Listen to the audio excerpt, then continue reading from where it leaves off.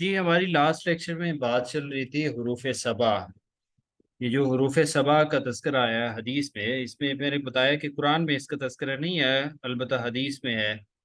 تو اس کا تعلق جو ہے وہ الفاظ سے ہے، معنی سے نہیں ہے۔ اس کی وجہ یہ ہے کہ حضرت عمر فاروق رضی اللہ عنہ اور حضرت ہشام رضی اللہ عنہ کا اختلاف، یا ابن مسعود اور ربیع ابن کعب کا اختلاف قرات یا تلاوت میں تھا، مفہوم یا معنی میں یا حکم میں کسی طرح کا کوئی اختلاف نہیں تھا۔ ٹھیک ہے، تو یہ ایک اہم نکتہ جو ہے وہ آپ ذہن میں رکھ لیں کہ یہ قرات کا اختلاف تھا، معنی کا یا حکم کا اختلاف نہیں تھا۔ دوسری بات یہ ہے کہ حروف سبا سے مراد لغات سبا ہیں۔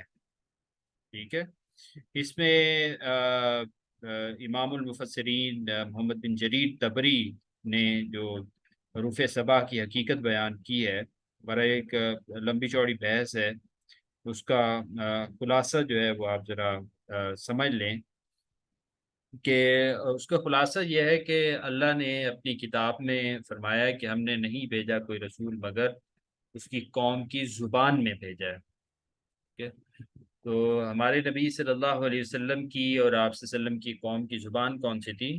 عربی تھی۔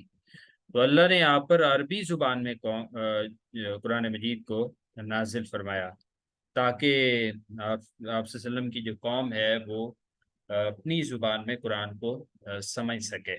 ٹھیک ہے، تو اس لیے آپ نے دیکھا ہوگا کہ قرآن میں عجمی لفظ موجود نہیں ہیں بلکہ عربی ہیں۔ ٹھیک ہے، جو عربی کے اندر شامل ہیں۔ تو اس کا ہمیں حوالہ مختلف قرآن کے الفاظ یا آیات سے بھی ملتا ہے، جس میں قرآن عربی یا پھر بلسان عربی کی مبین۔ تو ان سے ثابت ہوتا ہے کہ اللہ نے قرآن کو عربی زبان میں نازل فرمایا ہے۔ تو اب یہ مطلب جو لوگ حروف سبا سے مراد قبائل سبا کی لغات سبا لیتے ہیں، اور تو وہ اصل میں یہاں پہ بھی قرات کی بات ہو رہی ہے۔ ٹھیک ہے، یہ معنی کی یا احکام کی یا مضامین اس سے مراد نہیں ہے۔ ٹھیک ہے، تو یہ ذرا آپ ایک تو اسے اگر خلاصتاً میں بتاؤں کہ حروف سبا سے مراد لغات سبا ہیں، یعنی اس سے مراد قرات ہے، پڑھنے کا انداز ہے، اس سے مراد معنی نہیں ہے۔ ٹھیک ہے، اس سے مراد احکام نہیں ہے، یہ اس کا خلاصہ ہے۔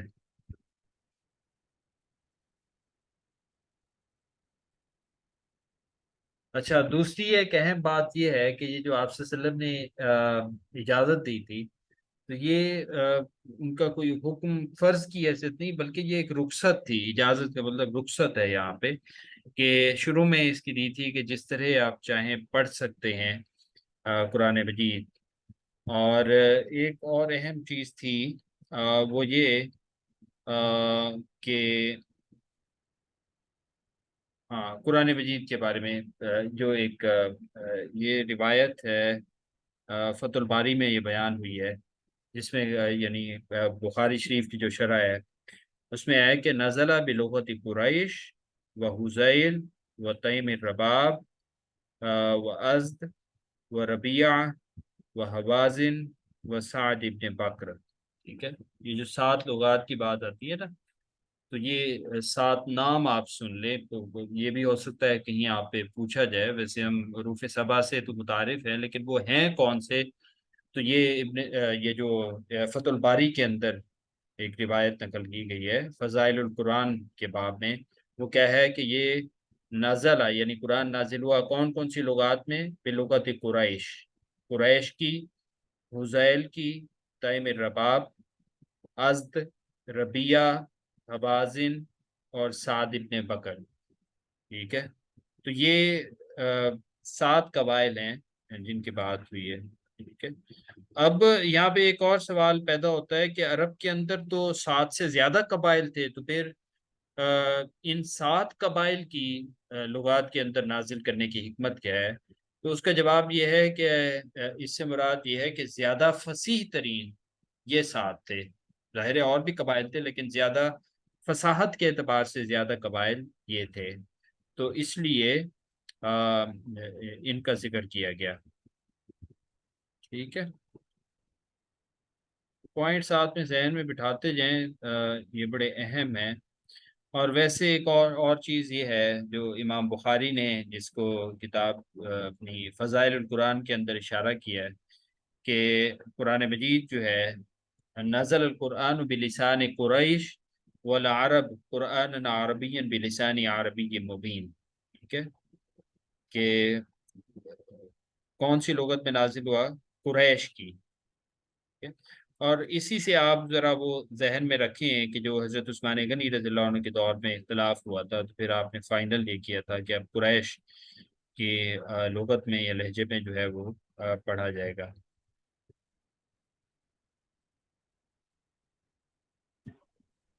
کیا آپ کے پہلا اور دوسرا نام ہے قریش اور حزیل، اس کے بعد تیسرا اور چوتھا بتا سکتی ہیں؟ سمجھ میں نہیں ہے۔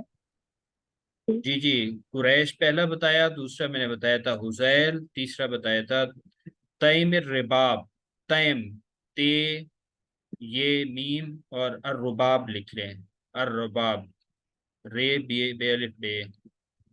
جی سر، اور نمبر پھر 4؟ ازد ہے، الف، زے اور دال۔ ربیع، ربیع حوازن، یہ تو سنے سنے نام ہے، ربیع ہے، حوازن ہے، اور پھر آخر میں ہے سعد ابن بکر۔ بہت شکریہ۔ ہاں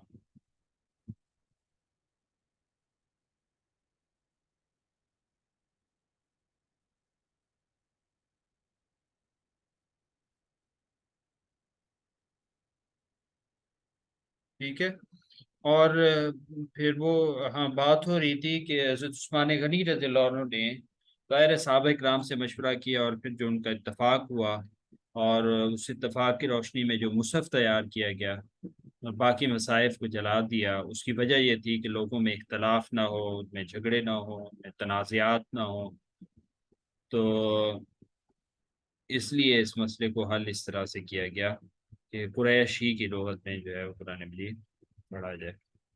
ایک اور ہاں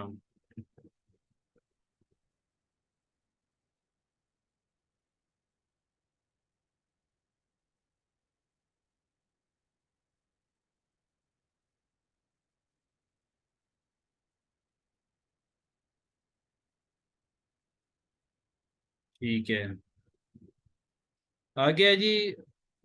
ہاں ایک اور پوائنٹ لکھے جی، وہ یہ ہے کہ یہ جو حروف سبا کی ہم بات کر رہے تھے، جس کا میں نے نام بھی آپ کو لکھوا دیے، بتا دیے، حروف سبا سے قرائے سبا کی قرات سبا مراد نہیں ہے، جو 7 مشہور قاری ہیں ان کی قرات مراد نہیں ہے۔ بات پتہ نہیں آپ سمجھ پائے یا نہیں، کہ حروف سبا سے قرائے سبا کی قرات سبا مراد نہیں ہے۔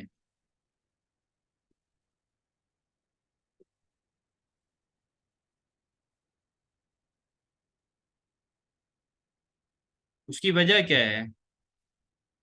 دیکھیں جیسے اگر فقہ کے اندر ہم دیکھیں تو ائمہ اربعہ ہیں، یعنی امام ابو حنیفہ، امام مالک، امام شافعی، امام احمد بن حنبل، یہ اب مقبولیت ان کو حاصل ہے۔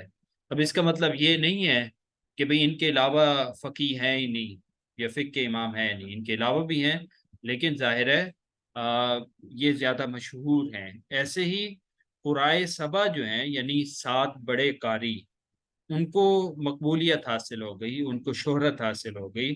ویسے قرآ اس کے علاوہ بھی ہیں جو بڑے قاری ہیں، اور اس کا حوالہ اگر آپ نے ذہن میں رکھنا ہے تو وہ آپ ابو عبید قاسم بن سلام کی ایک کتاب ہے، کتاب القراءات، ابو عبید قاسم بن سلام، ان کی کتاب ہے کتاب القراءات۔ اس میں انہوں نے 25 قاریوں کی قراءت کو جمع کیا ہے، جس میں مشہور قرائے سبا بھی ہیں، وہ 7 مشہور قاری بھی ہیں، اور اس کے علاوہ بھی ٹوٹل انہوں نے 25 کا ذکر کیا ہے۔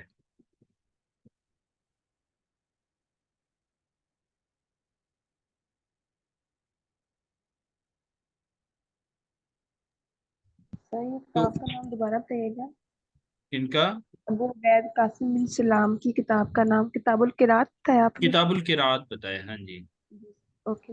اچھا یہ جو 7 مشہور ہیں ان کے تو نام آپ کو پتہ ہے نا، پڑھ رکھے ہیں آپ نے؟ جی سر۔ ہاں جی، ابن عامر ہیں، شام کے ایک ہیں، ایک مکہ کے ہیں، ایک کوفہ کے ہیں، بصرہ کے ہیں، مدینہ کے ہیں، اور 2 اور ہیں وہ بھی کوفہ کے ہیں۔ تو ان میں سے 3 کوفہ کے ہیں، اور ایک ہیں مدینہ سے، 4 ہو گئے، ایک بصرہ سے، ایک مکہ سے، ایک شام سے۔ ٹھیک ہے، باقی ظاہر ہے مل جائیں گے آپ کو ان کے نام، وہاں سے آپ نوٹ کر لیجیے گا۔ ٹھیک ہے، لیکن یہاں پہ ایک نقطہ جو سمجھنے والا اور یاد رکھنے والا تھا وہ یہ تھا کہ جس طرح فقہ کو ائمہ اربعہ تک ہم منحصر نہیں کر سکتے، یعنی اسے لمٹائز نہیں کر سکتے، ایسے ہی حروف سبع کو قرات سبع پر بھی ہم لمٹائز نہیں کر سکتے، یعنی ان 7 کے علاوہ بھی قاری ہیں، جیسے کہ وہ میں نے کہا کہ کتاب القراءت کے اندر کوئی 25 کے قریب قاریوں کا ذکر ہے۔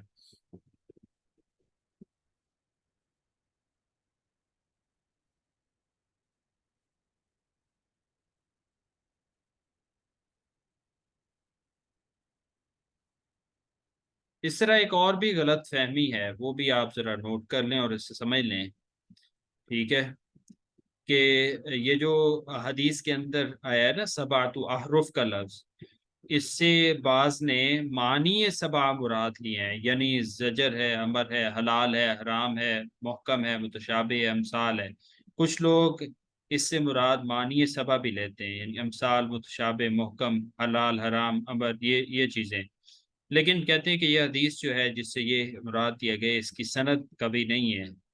ٹھیک ہے، اور ویسے بھی اس کی مطابقت نہیں بنتی، تو اس لیے یہ غلط فہمی ہے۔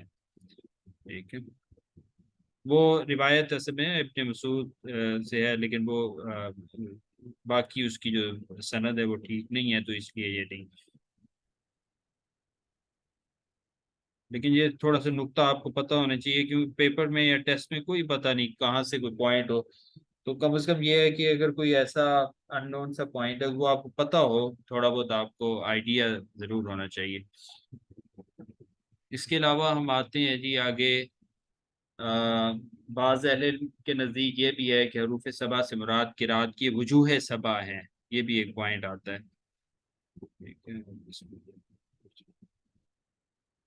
وجوہ 7 سے مراد اصل میں قرات کی 7 نوعیتیں سے کہا جاتا ہے، 7 نوعیتیں ہیں، یعنی ان کے نزدیک کیا ہے کہ قرآن 7 مختلف لغات میں نہیں بلکہ ایک ہی لغت میں نازل ہوا، اور وہ لغت کون سی تھی؟ قریش کی لغت تھی۔ ٹھیک ہے، اور اسی لغت میں ہی مصحف عثمانی تیار ہوا، اور پھر یہ جو نازل شدہ قرآن ہے یعنی قریش کی لغت میں نازل شدہ قرآن، اس کی نوعیتیں 7 ہیں، وجوہ 7 ہیں۔ ٹھیک ہے، اور اسی لیے ان میں سے ہر ایک نوع کے اندر قرات کرنا جائز ہے۔ شرط اس میں ایک رکھی ہے، انہوں نے کہا ہے کہ یہ رسم الخط مصحف عثمانی کے مطابق ہو اور متواتر ہو۔ باقی انہوں نے کہا کہ اب قراتوں کی تعداد 7 ہے، 10 ہے، 20 ہے، کم و بیش جتنی بھی ہو، وہ سارے انہی وجوہ کے اندر شامل ہے، یعنی انہوں نے ایک شرط رکھ دی کہ رسم الخط کون سا ہونا چاہیے؟ عثمانی ہونا چاہیے۔ میٹنگ کا ٹائم بھی ہے ہمارے پاس۔ اچھا یہ جتنے بھی لوگ ہیں یہاں پہ سارے M Phil P H D کے ہیں یا کچھ اور بھی پروگرام کے یہاں پہ ہیں جن نے جوائن کر رکھا ہے؟ تو میرا آئیڈیا ہو جائے، M Phil P H D کے ٹیسٹ کے لیے آپ سب لوگ؟ نو سر، ہم لوگ اس کے سبجیکٹ اسپیشلسٹ کے انٹرویو کی تیاری کے لیے یہاں اچھا پر آئے۔ ہاں ٹھیک ہے، ٹھیک ہے، چلیں۔ سر میں بھی واقعی M Phil P H D نہیں ہوں، میں نے بھی آپ کو یہ ایس ایس کی تیاری کے لیے جی جی ٹھیک جوائن ہے، کرا۔ اس میں میجورٹی وہی ہے جن کا بھی ٹیسٹ ہونا ہے، لیکن ظاہر ہے وہ باقیوں کو بھی اس میں انہوں نے اجازت دی ہے تاکہ باقیوں کو بھی فائدہ ہو۔ ٹھیک ہے، بہرحال یہ ایک بحث تھوڑی لمبی ہوگی، اس پہ ہم نیکسٹ اس میں چلتے ہیں۔ اس کے بہرحال جو اصولی نکات ہے وہ ہم نے ڈسکس کر لی ہیں، جتنا ایک پوچھا جاتا ہے، اس سے زیادہ جو ہے وہ نہیں پوچھا جاتا۔ بہرحال اس میں آپ رکھیں کہ یہ جو حروف 7 کی حقیقت کے بارے میں اختلاف ہے، اس سے قرآن کی صداقت پہ کوئی اثر نہیں پڑتا، کیونکہ قرآن آپ کو پتہ ہے محفوظ ہے، اور جو مصحف عثمانی کی صورت میں ہمارے پاس ہے اسی کی ہی فردر آگے کاپیز تیار ہو رہی ہیں۔ وہ اس دور میں بھی انہوں نے کی تھی اور اس کو فردر تقسیم کیا تھا، اور اب بھی اسی کے مطابق ہوتا ہے، تو اس میں کوئی ایسا ایشو نہیں ہے۔ اگلا جو موضوع ہے وہ ہے تدوین قرآن سے متعلق۔ ہیڈنگ دے لیں تدوین قرآن۔ یہاں پہ جو M Phil P H D کے لوگ ہیں یا باقی بھی اگر کوئی انٹرویو کے ہیں، تو یہ جتنے بھی ہم پوائنٹس پڑھ رہے ہیں تو اس کو فردر آپ نے پڑھنا ہے اور تیار کرنا ہے، کیونکہ ہم اس کا ایک ٹیسٹ لیں گے اور وہ انہی چیزوں پر مشتمل ہوگا، تو آپ کو پتہ ہونا چاہیے ساری جتنی بھی ہیڈنگز ہیں ان کا اور اس کی وضاحت۔ تو ہم نے اب تک پڑھ لیا جی، پہلے نمبر پہ ہم نے تعارف قرآن پڑھا، پھر ہم نے نزول قرآن کے بارے میں پڑھا، اور نزول میں ہم نزول اعلیٰ سبعۃ احرف پہ ہم نے تھوڑی سی بات کی، اور اس کے بعد اب ہم جمع و تدوین قرآن کے بارے میں بات کرنے جا رہے ہیں۔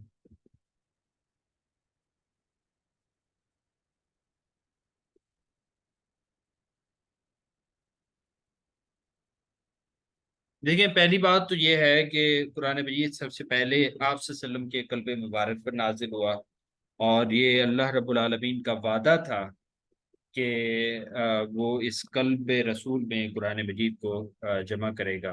اور یہ آپ کو پتہ ہے کہ قرآن آپ صلی اللہ علیہ وسلم کو اللہ کی طرف سے ان علینا جمعہ و قرآن، کہ آپ صلی اللہ علیہ وسلم کے دل پر اسے جمع کر دیا گیا، اور آپ صلی اللہ علیہ وسلم کو خود بخود یاد ہو جاتا تھا، ٹھیک ہے۔ اور دوسرا ایک عبداللہ بن عباس کی روایت ہے کہ کانا جبرائیل علیہ السلام یلقاہ فی کل لیلۃ من رمضان فیدارسہ القرآن، ٹھیک ہے، یعنی جبرائیل علیہ السلام قرآن کی رمضان کی ہر آیت کو آپ صلی اللہ علیہ وسلم سے ملنے کے لیے تشریف لاتے اور آپ کو قرآن کا دور کراتے تھے، ٹھیک ہے۔ تو اس سے بھی قرآن جو ہے وہ آپ صلی اللہ علیہ وسلم کو یاد ہوتا رہا، ٹھیک ہے، اور پھر دور بھی ساتھ میں چلتا رہا۔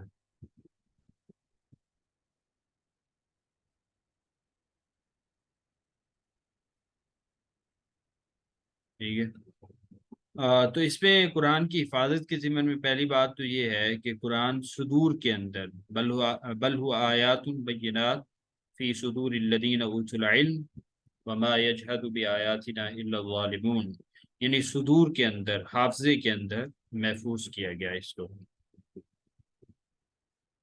ٹھیک ہے۔ اس کے بعد یہ ہے کہ آپ صلی اللہ علیہ وسلم کے ساتھ جو آپ صلی اللہ علیہ وسلم کے صحابہ کرام ہیں، ہم نے بھی قرآن مجید کے ساتھ اپنا ذوق لگایا اور قرآن کو یاد بھی کیا اور اسے سیکھا بھی آپ صلی اللہ علیہ وسلم سے، اور پھر آگے بھی سکھایا، اور اس کی تائید جو ہے وہ ایک آپ صلی اللہ علیہ وسلم کا یہ فرمان کرتا ہے کہ خذوا القرآن من اربع، یعنی قرآن مجید کو 4 افراد سے سیکھو۔ کون سے 4 افراد؟ عبداللہ بن مسعود، عبداللہ بن مسعود سے، و سالم و معاذ و ابی بن کعب۔ 4 بڑے قاری کون سے ہیں جن سے قرآن سیکھنے کا کہا گیا؟ عبداللہ بن مسعود، حضرت سالم رضی اللہ عنہ، معاذ رضی اللہ عنہ، اور ابی بن کعب، ٹھیک ہے۔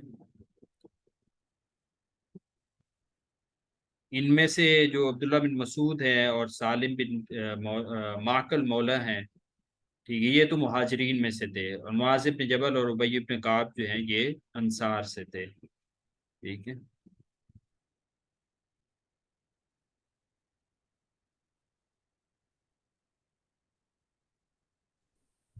السلام علیکم ورحمۃ اللہ وبرکاتہ۔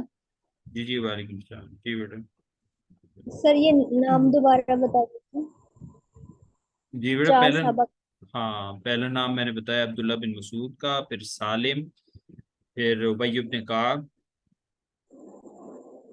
جی ٹھیک ہے، اور معاذ ٹھیک ہے، معاذ بن جبل، ٹھیک ہے، رضی اللہ عنہ۔ اوکے سر، جزاک اللہ۔ اچھا، اب چونکہ قرآن مجید کی حفاظت میں، تدوین میں حفظ کا پہلے نمبر آتا ہے، تو جن صحابہ کرام کے بارے میں آتا ہے کہ انہیں قرآن یاد کر رکھا تھا، تو وہ کچھ نام، بڑے بڑے جو نام ہیں وہ آپ کو پتہ ہو وہ کون تھے؟ تو پہلے نمبر پہ تو خلفائے اربع آتے ہیں نا، حضرت ابوبکر صدیق رضی اللہ عنہ، حضرت عمر فاروق، حضرت عثمان غنی، حضرت علی، حضرت طلحہ ہیں، سعد بن ابی وقاص ہیں، عبداللہ بن مسعود ہیں، سالم، حذیفہ، جن کے بھی نام، عبداللہ بن عباس، عبداللہ بن عمر، عبداللہ بن عمر، عمر بن العاص، ابو ہریرہ، معاویہ بن ابی سفیان، عبداللہ بن زبیر، ٹھیک ہے. تو ان کو قرآن جو ہے وہ یاد تھا، ٹھیک ہے. اور یہ جو نام ہے، یہ سارے مہاجرین کے نام ہیں یہ جو بھی لیے ہیں. اس کے علاوہ کچھ انصاری بھی ہیں، جس میں ابی بن کعب اور معاذ بن جبل ہیں، جو پہلے 4 بڑے قراء میں سے بھی ہیں جن سے سیکھنے کا کہا. اس کے علاوہ زید بن ثابت کا آپ کو پتہ ہے کہ انصاری تھے، انصاری صحابی تھے. انس بن مالک ہیں. ازواج میں سے آپ بتائیں کہ کون سی ازواج ہیں جنہیں قرآن مجید یاد تھا؟ حضرت حفصہ، اور حضرت سلمہ شاید. ام سلمہ اور حضرت عائشہ. ہاں جی، یہ 3 نام جی آپ نے حضرت یاد، عائشہ. ٹھیک ہے.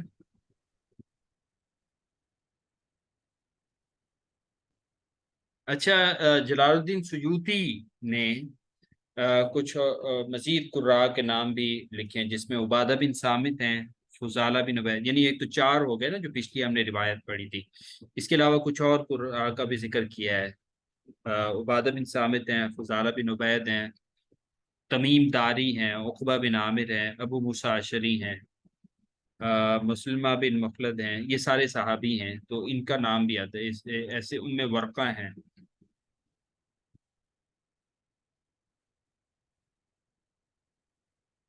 بہرحال مختلف صحابہ کرام کو مختلف پہلوؤں پر مہارت حاصل تھی، اور یہ ایک عمومی ایک رجحان تھا کہ صحابہ کرام کو قرآن مجید کے ساتھ شغف تھا، اور ایک بڑی تعداد میں صحابہ نے قرآن مجید کو یاد کیا.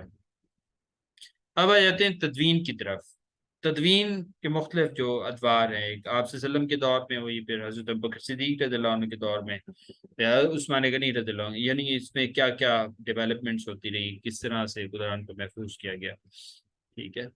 تو حفظ کے ساتھ ساتھ کتابت کا جو اہتمام ہے، ٹھیک ہے، اس کی ایک تو ہمیں وہی شروع میں پہلی ہی اس سے دلیل مل جاتی ہے، الذی علم بالقلم، یعنی اشارہ وہاں پہ ہی دے دیا گیا، قلم ہے، قلم کے ذریعے سے علم سکھانا ہے، علم کو محفوظ رکھنا ہے، اس طرف اشارہ کر دیا گیا. تو اس کا اہتمام بھی کیا گیا.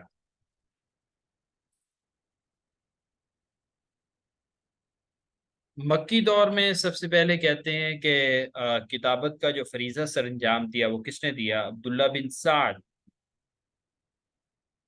اور مدینہ میں سب سے پہلے ابی بن کعب نے کتابت کا فریضہ سر انجام دیا، اس ذمہ داری کو ادا کیا. السلام علیکم جی وعلیکم السلام. جی سر. ہم نے سنا ہے کہ مکے میں سب سے پہلے جو کتابت کا فریضہ انجام دیا وہ حضرت شرجیل، حسنہ بن شرجیل، یا حضرت شرجیل بن حسنہ رضی اللہ عنہ. شرجیل بن حسنہ قندی، ان کا نام نہیں آتا سر؟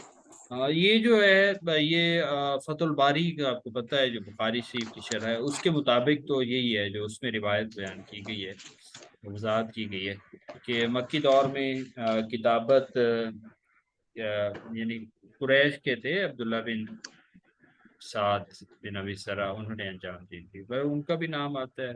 مختلف اصل میں یہ ہے کہ مختلف یہاں پہ صحابہ کرام رہے ہیں، جنہوں نے کاتبین وحی بھی آپ کو پتہ ہے زیادہ تعداد میں تھے. مختلف کاتبین اپنے فرائض سر انجام دیتے رہے. ایسے ایک اور ہے الاستیعاب کے اندر ایک روایت ہے یہ، جس میں کاتبین وحی کے تعداد 23 بتائی گئی ہے، لیکن آپ کو پتہ ہے مشہور جو ہے وہ 40-42 کے بھی ہے. یہ مختلف روایتیں ہیں. زیادہ تر کاتبین وحی میں کس کا نام آتا ہے؟ زیادہ کس نے کتابت کی؟ حضرت ابی بن کعب کا،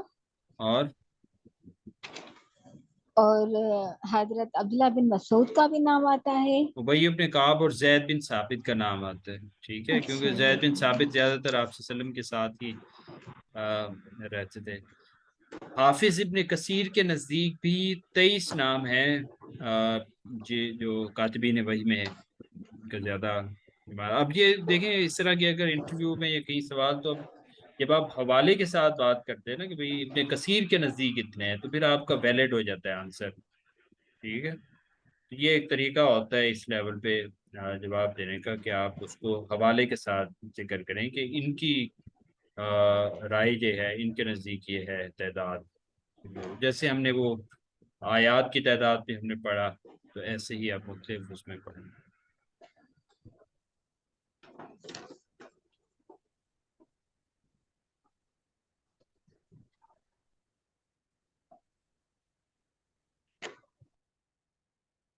ٹھیک ہے. تو آپ صلی اللہ علیہ وسلم کے دور میں ایک تو قرآن یاد کرنے کا اہتمام کیا گیا، دوسرا کاتبین وحی نے اسے لکھا بھی اور آپ صلی اللہ علیہ وسلم نے اس کا پورا. پھر تدوین قرآن عہد صدیقی میں کیسے ہوئی، اس کا آپ کو پورا واقعہ بھی پتہ ہے اور تفصیل بھی پتہ ہے.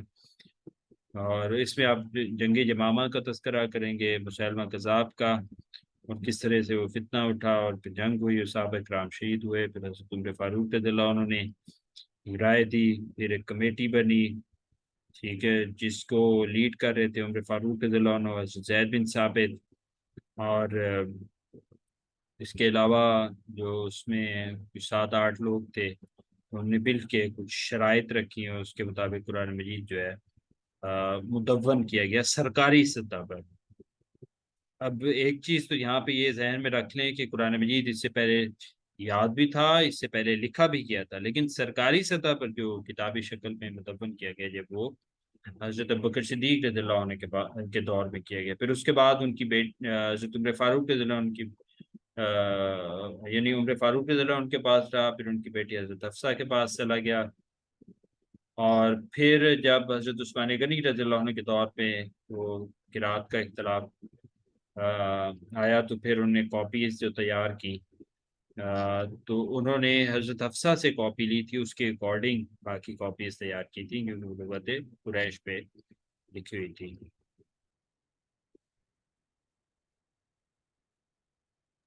ٹھیک ہو گیا. سر ہم نے یہ سنا ہے کہ پھر حضرت حفصہ سے مروان بن حکم نے اسے لے لیا تھا، تو کیوں لیا تھا اس حضرت حفصہ رضی اللہ تعالیٰ عنہ سے مروان بن حکم نے یہ قرآن شریف جو ہاں جی، حضرت کوئی ابوبکر جواب دے گا صدیق؟ آپ میں سے اس کا؟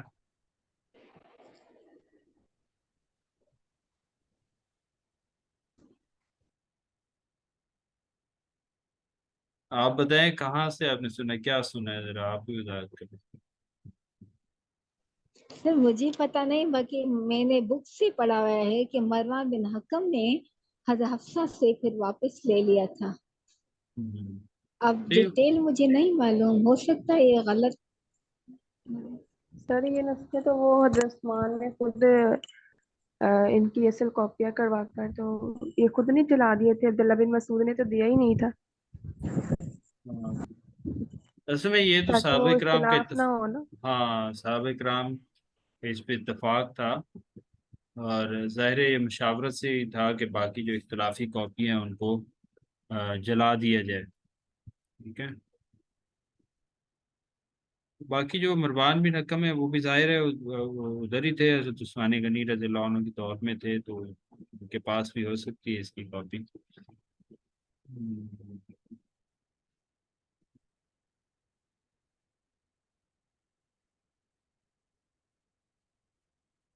اچھا، اس کے بعد اس پہ بھی تھوڑا آپ نے کر لینا ہے، یعنی آپ صلی اللہ علیہ وسلم کے دور میں، پھر حضرت ابوبکر صدیق رضی اللہ عنہ کے دور میں، پھر حضرت عثمان غنی رضی اللہ عنہ کے دور میں جو قرآن مجید کو جمع کیا گیا اور اس کا اہتمام کیا گیا قرات کا. آذربائیجان اور آرمینیا کا آپ حوالہ دے سکتے ہیں، وہاں پہ حذیفہ بن یمان ان کو کمانڈ کر رہے تھے، انہوں نے نوٹ کیا، پھر انہیں حضرت عثمان غنی رضی اللہ عنہ کو پیغام بھیجا، حضرت عثمان غنی رضی اللہ عنہ نے حضرت حفصہ کو پیغام بھیجا. ٹھیک ہے. انہوں نے کہا کہ جو حضرت ابوبکر صدیق رضی اللہ عنہ کے دور میں لکھے گئے تھے صحیفے، وہ اس کی نقل مجھے دے. ٹھیک ہے. تو وہاں سے لے کے پھر آپ نے حضرت زید بن ثابت کی اگین انہی کی ذمہ داری لگائی، جس میں عبداللہ بن زبیر بھی آ گئے، سعید بن عاص بھی تھے، عبد الرحمن ابن حارث بھی. ان کو حکم دیا کہ یہ ان کی نقلیں تیار کریں. ٹھیک ہے، اور اگین جیسے زید بن ثابت نے وہاں بھی لیڈ کیا، یہاں بھی لیڈ کیا، اس کی کوئی 7-8 نسلیں تیار ہوئیں اور ان کو تقسیم کر دیا گیا مختلف صوبہ جات میں۔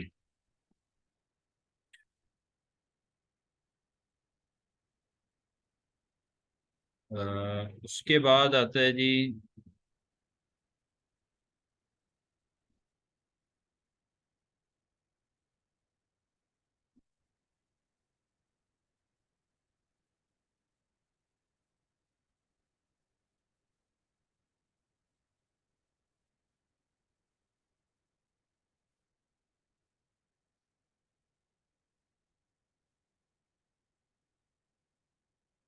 اچھا، وہ جو عبداللہ بن مسعود کی ہے اس میں بھی ایک روایت آتی ہے کہ انہوں نے اس سے رجوع کر لیا تھا پہلے، ظاہر ہے ابتدائی طور پہ انہوں نے دینے سے انکار کیا، لیکن بعد میں اپنے اس معاملے سے رجوع کر لیا۔ بہرحال اس سے فرق نہیں پڑتا، اس کی وجہ یہ ہے کہ جو قرآن تھا وہ صحیح حالت میں وہی جو حضرت بکر صدیق رضی اللہ عنہ کے دور میں جمع ہوا تھا، اسی کو حضرت عثمان غنی رضی اللہ عنہ نے قریشی کی رات پہ جو ہے وہ اگین جمع کر دیا، تو اس میں کسی بھی قسم کا کوئی اختلاف نہیں ہے، اور یہ اتفاقی اجماعی مسئلہ ہے۔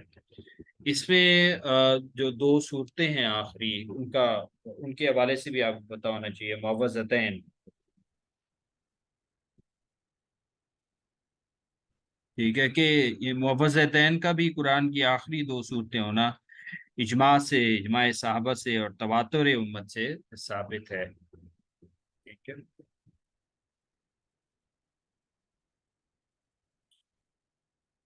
کتنا ٹائم رہ گیا ہماری اس کلاس میں؟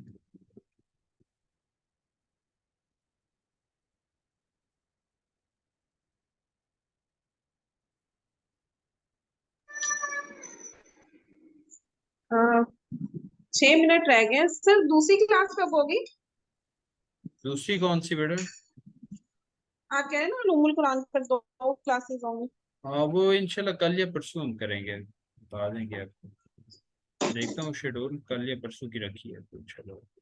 ٹھیک ہے، میرے خیال میں آج ہماری 3 کلاسز ہو گئی ہیں تقریباً، تو بس یہ ہے کہ اس پہ کافی ساری چیزیں ہم نے پڑھی ہیں۔ اب اس کو آپ وہ جو تقی عثمانی صاحب کی یا گور رحمان صاحب کی کتاب ہے اس میں آپ اچھے سے پڑھ لیں، بار بار پڑھ لیں، کل سارا دن اس پہ لگائیں تاکہ ہم آگے والی جو بحثیں پڑھیں تو یہ آپ کو ازبر ہو جائیں، مستحضر ہو جائیں۔ ٹھیک ہے، کسی، جی وعلیکم السلام۔